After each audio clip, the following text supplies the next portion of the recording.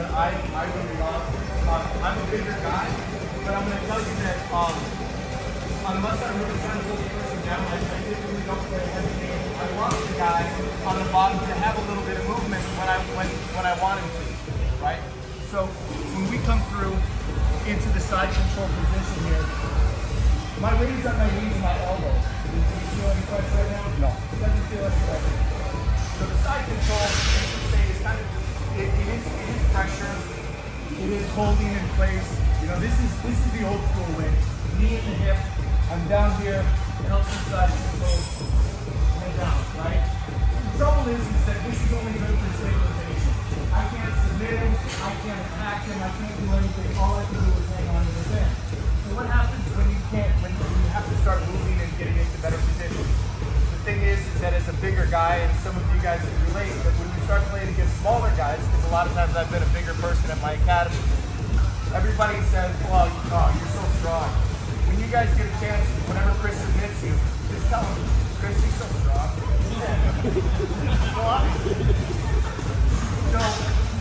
So the thing is that a lot of times I want to move in something, other times I don't. The first thing that I like to do, and this is all, everything is in building blocks. The first thing that I do when I come in is I get my head inside and I catch the arm. Now, is this something that a lot of you do? If you kind of hang on, you like to hold head and arm down. You like to hold head and arm. The first thing I do is I'm going to catch that arm and I'm going to isolate it, right? And this is step one of a lock, right? Step one, I'm setting a mouse trap, okay?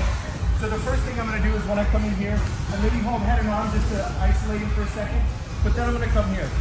My weight is on my elbow, and I'm just sitting here watching TV, right? I'm just hanging out. Now go ahead and take your arm back in. So he stops, okay? So this is my step one. My step two is I'm coming over to the other side, and I'm covering up the phone, right? I'm talking on the phone, I'm covering up the phone. And I'm gonna sit here and I'm probably gonna give him a 5 count or so. I may start to lean on him just a little bit. I'm not actually doing anything in particular. I'm just making him think that I'm messing with his arm, right? And also, I'm not squeezing his arm, okay? The moment you start squeezing something, they lock down. And that's not what I want. I don't want him to be alerted that there's any danger, okay?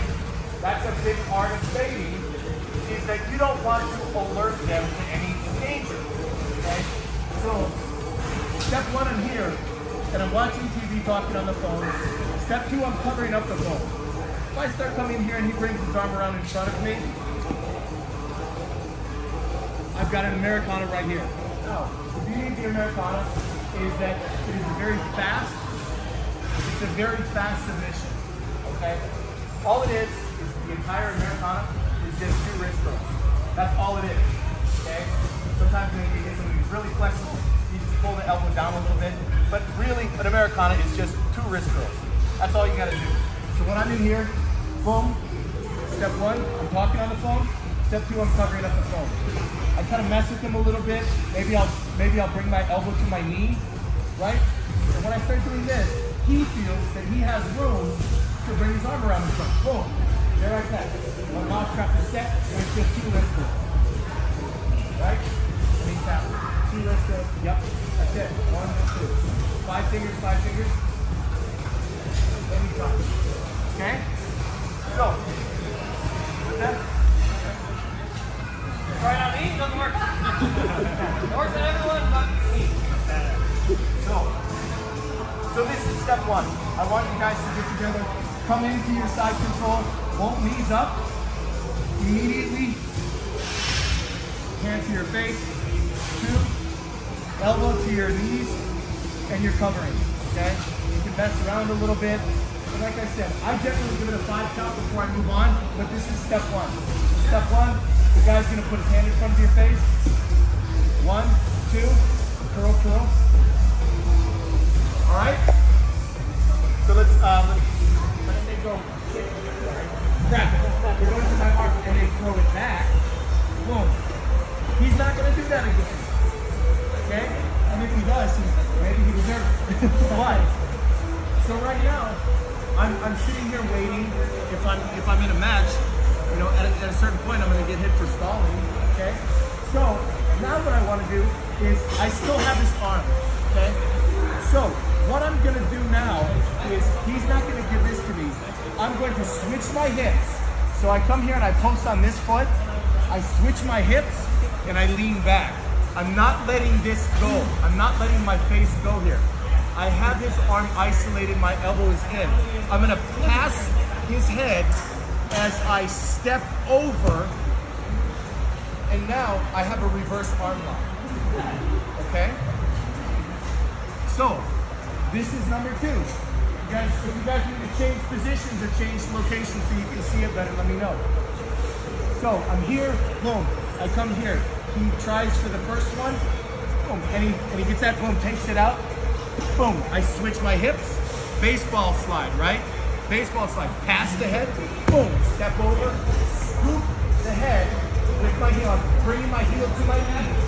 At the same time, I can gable grip, or I can reach over and grab my own elbow, and I'm turning my body away, and I'm hugging his wrist. When I hug his wrist, it isolates him so he's not able to turn hitchhiker style, right? So, again, I'm here, he goes for it, so I'm still, yep, he misses, boom, I'm here, now he's holding me here, perfect, boom, step over, reverse arm lock, okay? Everybody want to see that again? One more? Okay. Happens when the guys start defending and doing things like that. And what I'm going to do is, I'm going to need people to get a little bit closer in here, a little bit, just so I don't have to keep rotating and doing the same thing. So we're going to have Troy, you're going to come this way a little bit.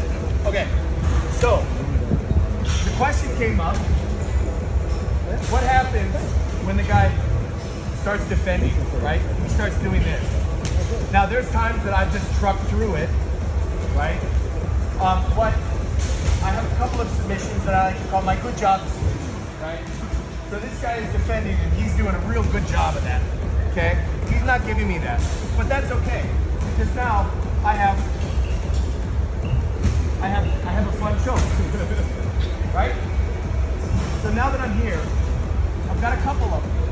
The first one is when I'm trying, and he's defending. I'm gonna reach down and I'm gonna go 4 fingers inside of his collar, right next to his ear. I'm gonna turn and rotate my elbow over the top of his head around his chin. And now this hand is gonna grab the shoulder and I'm gonna just rip it apart. Okay? So, this can be executed without the precursors, right? So, I'm here. This feels a little suspicious. If I'm just hanging on here, that something might be up. But the same thing goes, I can grab 4 fingers in this collar to take this flak out. I'm gonna come up over the top, pin my elbow onto the mat, and then paint a rainbow. Okay? So again, the same thing. We're gonna start here, and we go for this, and he, yep, misses that, he comes here. I step over, he defends. Good job. Okay? Now, we like some of these that are a bit unsuspecting. Yeah? So I'm gonna give you guys another one. It's very unsuspecting. And it's another sort of a good job. You know, where I'm kind of congratulating the guy. But really what I'm doing is I'm just gonna kind of mess with him a little bit now. So we come here and we go through all this stuff. And now we get to this head on position. There's a couple of things that we can do from here. But the first one that I love to do the most is I like to poke the guy in the neck. Yeah? Glad we got Kyle. So generally, if I'm sitting here and I start digging at his neck, right, I don't need much. Like if we're in an actual match, right now he's just kind of letting me do whatever. But generally, if we're actually rolling, what's he gonna do? He's gonna come in and he's gonna start grabbing inside and he's gonna start this right here. You see that? He's grabbing my bicep. And this is almost without fail what he's going to do. I can start coming across his neck here and just not even having a choke. I can just push on his neck and that's going to start eliciting a response. Now I can do this a couple of times, right? If I do it once, it's a coup. If I do it twice, he's starting to develop a pattern. Yeah? So now I know that the third time that I hit his neck and he plants his elbow firmly in my bicep, I can push against it. Go ahead, right here. Yeah, he's got my shoulder. I'm not attacking. He gets in my bicep. Right here. Yeah, you're stopping me from choking. Damn it, Troy, get back in there. No, you're good. Yeah. You're good.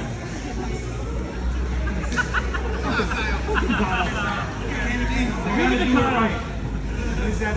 What is that? The kung fu guys that people fall when you blow on them and stuff. So this, almost without fail, is what I did. Almost. And now, well, sometimes they just let it happen. And sometimes they're like Kyle and grab my shoulder and give me other tricks. But so I'm gonna start digging at the neck, and I'm gonna get this. I put a little weight on it. And now I have confirmation that he's fully got my bicep and he's completely engaged. So now I can simply snatch his arm, his hand, and lock it in me while I step over his head now. And I have a quick little arm lock. Okay. This is incredibly effortless. I come in and I start digging at him. He starts pushing away. I do it again, and I start pushing, and I'm really making him think that I really want to get to his neck. But all I'm doing is just confirming this grip, and then boom. I have the arm. Okay? Really, really simple. I get you the DNO. Now this is one specifically that I've actually been getting a lot more in Nogi lately.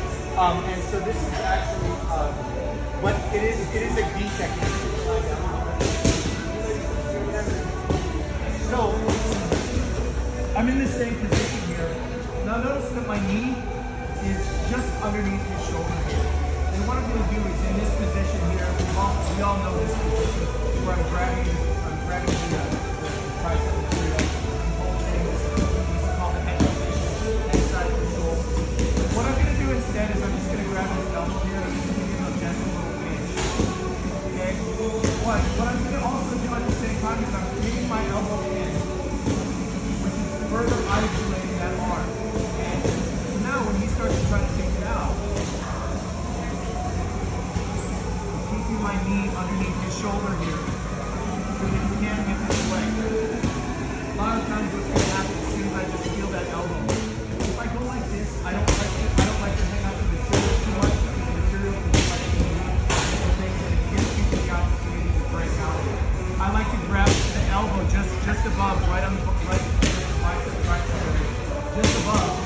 And now, all I'm going to do is I'm just going to put my hand out here. I'm going to lean forward and step over his head and take this off. Okay? It's the exact same thing we're doing today, but this is just a little different way of getting to it, right? So again, I come here and I'm facing his head. I'm just going to grab just above his elbow. I can feel the lumps on either side of his bone here. I'm just grabbing just above that, and you can actually solidify him here by pinching my elbow down. Go ahead and escape from this, and really give me some love here. So he's got to get his wrist in a funky weird position in order to get it out from underneath my armpit, and that's not very comfortable. But the moment that he chills out for a second, because a lot of times you get in a position like this, the guy immediately, as soon as you start pinching his elbow, he's thinking, oh crap, now you've got to ride this one for a full 8 seconds. Okay? But once we get there, once we simmer down, and his head is down, a lot of times if his head is up, it can be a little bit difficult, right? One way that we remedy that is by coming all the way over here with a big step and coming in. But I prefer to wait until they put their head down. They only need to put it down for about a half a second. As soon as I see that, I know there's no time. So he's got his head up, and he's trying to really try to figure out how to get his arm out of there. So the moment that he puts it down, boom, I'm over the top, and I'm squeezing and driving my hip, just the same as all the other times. Okay? So my knee is essentially in line with his shoulder. Me personally, I don't know what's up with my family, but I'm a lot of torso, and so I need to position myself in a way that I can actually make this happen. I struggled for years to make this because when Helson did it, he was all the way up here, and he's like, boof. Boof is his word, by the way. So he's here, boof. Now, I can do that if I turn all the way over this way, but it wasn't very convenient for me to do that. So when I start stepping back, and I have to figure out how it's going to work with my body, and you guys are all going to have to go on that journey yourself, right? Jiu-jitsu is very personal. Everybody's journey is different. So again, here, I'm squeezing just above the joint. I'm going to come out and post. I can go this way, but there's a chance that if I'm not posted, I can, yes, right? And now I'm F, okay? So,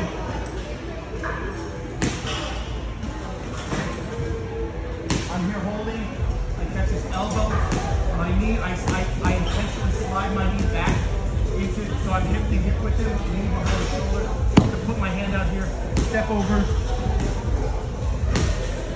and I'm gonna get dog lock. Okay, anybody have any questions on that?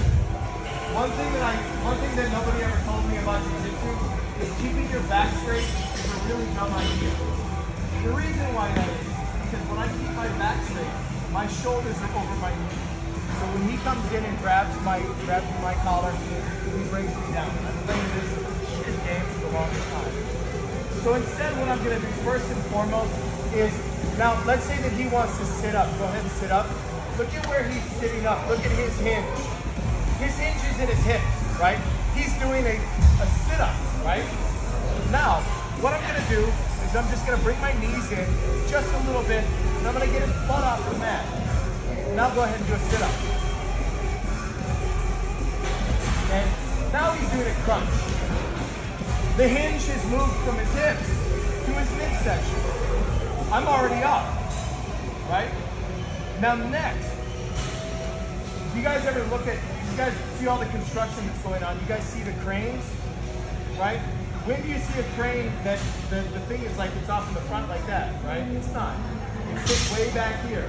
And it does that so that it has a solid base underneath. If it sat out here, the thing would just tip over. Which is the same as when I'm here like this. I've got my back nice and straight and I'm doing exactly what the instructor says to do. I'm up here. But now I'm playing this strength game. I've got all this gravity and shit working against me. So I'm going to come in here, I'm going to bring my hips in, and now I'm going to have the shittiest posture I've ever had. It's actually really good for jiu-jitsu. So now, I'm just going to sit all the way back. And now my butt is over my heels. My shoulder is over my hips. And he's got tension on his ankle. Yeah? Now go ahead and sit into me. Go ahead. Now I'll show you another one. Go ahead and grab my collar. Pull me down. Pull me down. Pull me down. Right? He's going to pull himself up before he pulls me down. Yeah? So, I'm already winning. Now, two, I do a thing that I call the credit card. This is something that I've been literally doing for years. This is one of those that I've probably done maybe 5,000 times. I'm going to take my hand, web it in my hand. I'm just going to sit here. I can hold him with one hand. I don't even worry about that. If he's one of those real athletic guys that's starting to come up, I keep my shoulders over my hips, and I come up here. If I've got a guy who's trying to do a bump sweep on me, and then I go back. All I need to do, I just need to come up, straight down, and his entire bump sweep goes away. Let's go back to what we were doing. So two, I'm going to reach around behind me, and I'm just going to pop like that. Super simple. Super simple. He's already got tension on his ankles from me sitting back like this. You guys see that roundedness of my back? And he's barely hanging on here. For me to back. Or slide in. Once I slide in, movement. So I'm here, I pop. It's a single movement. As soon as that opens up, I'm grabbing this collar, I'm hanging on to two collars. That's how I do it. Grabbing on to two collars. I switch to one, and as soon as I open, I'm pulling this elbow in as I'm coming here like this. Right? Now here I am. I slide down to his neck, and I drive forward. Once I drive forward, I come around behind and I lift his butt. I can choke him here. That's a submission. Or I drive my head in, my hips in, and come to the back. This works. It's here. Yeah? So again, I don't like to scheme. You know, I started my jiu-jitsu training playing against bullies and pounding blockers. And once I learned this, my life got so much easier. So now, I'm sitting back, I've got terrible posture. Good posture. Boom, I pop that. I come here, right? As soon as you pop, I come here, and I drive. My knee to his toes. This hand comes under, grabs his butt or his belt. Lift. I've got submission here. Or I drive my hips in and I'm looking up to feel these force. Now,